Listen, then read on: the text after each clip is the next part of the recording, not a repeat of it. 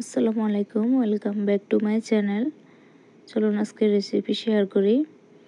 এখানে নিয়ে নিয়েছি 4 কাপ ময়দা, স্বাদ মতো লবণ দিয়ে দেব, 3 চা চামচ গুঁড়া দুধ পাউডার, 1 চা চামচ চিনি দিয়ে দেব। সবগুলো শুকনো উপকরণ একসাথে মিশিয়ে নেব।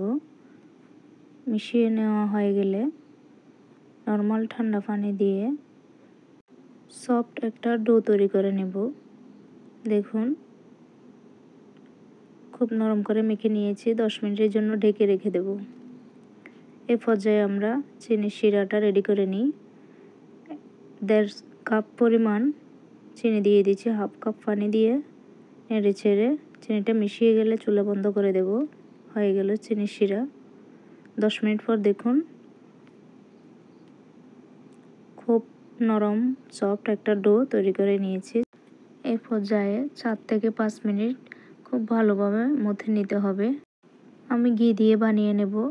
সবাই আমার ভিডিওটা ফলো করবেন। আপনারা চাইলে তেল অথবা ডালডা ব্যবহার করতে পারবেন। বাকরখানির রুটিটা পাতলা করে বেলে নিতে হবে।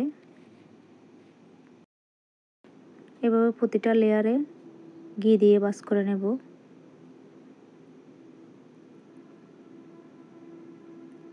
এভাবে ভাঁজ করে নিয়ে হাতে নিয়ে 4টা কোণা ধরে এভাবে গোল গোল করে ঘুরিয়ে আবার রুটির ডোয়ের মতো তৈরি করে নেব। এগুলো 10 মিনিটের জন্য আবার ঢেকে রেখে দেব। 10 মিনিট পর দেখুন, ফুলে অনেকটা বড় বড় হয়ে গেছে।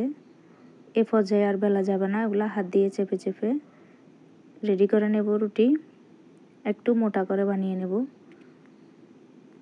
একটি ফ্রাই প্যানে আবার আমি 2 চা চামচ ঘি দিয়ে দিয়েছি। চাইলে তেল দিয়েও ছেঁকে নিতে পারেন। 1 থেকে 1.5 মিনিটের জন্য ঢাকনা দিয়ে ঢেকে দেব। দেখুন, কিছুক্ষণ পরে উল্টে আবার হালকা নেড়ে ছেড়ে কালারটা বাদামি হয়ে আসলে হয়ে যাবে। খুব সুন্দর করে ফুলে উঠেছে। চুলা থেকে নামিয়ে গরম থাকা অবস্থায় চিনির শিরা দিয়ে দেব। যারা চিনি খেতে পছন্দ করে না তারা শিরাটা না দিয়েও পরিবেশন করতে পারবেন। সবাই আমার মতো বাসায় ট্রাই করবেন। দেখুন, ভিতরে কয়েকটা লেয়ার হয়েছে। সবাই ভালো থাকবেন। আল্লাহ হাফেজ।